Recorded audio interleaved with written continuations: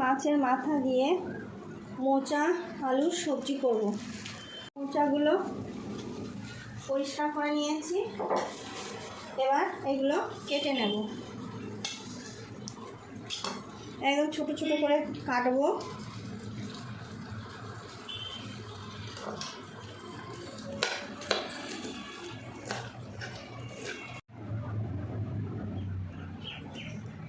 আলু ছুলে নিয়েছি, এবার ছোট ছোট করে ডুমো করে কেটে নেব।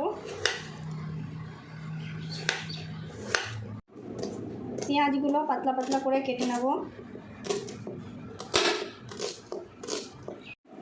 একটা মশলার পেস্ট বানিয়ে নেব।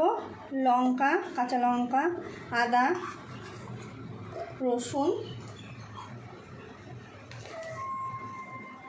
গোটা জিরে না দিয়ে আমি একটু জিরের গুঁড়ো দিয়ে দিচ্ছি, আরও একটু ভালো করে মিহি হয়ে যাবে। এটা ভালো করে মিক্সিতে বেটে নেব।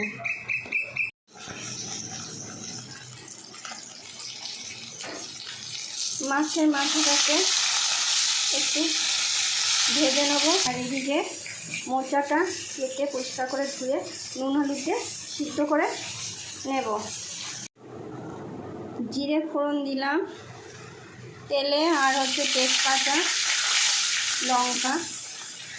এবার আলুগুলো ভালো করে ভেজে নেব। একটু ভেজে নিয়ে আলুগুলো পরিমাণ মতো নুন আর হলুদ দিয়ে ভালো করে ভেজে নেব। ভাজা হয়ে গেলে পেঁয়াজ কুচিয়ে রেখেছিলাম সেগুলো দিয়ে ভেজে নেব।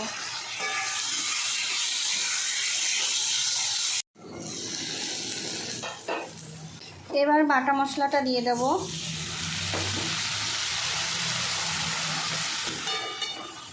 ভালো করে বাটা মশলাটা দিয়ে একটু কষে নেব।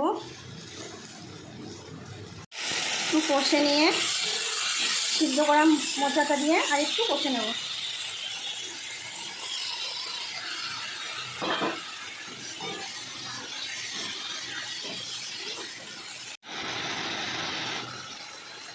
এবার ভেজে রাখা মাথাটা দিয়ে ভালো করে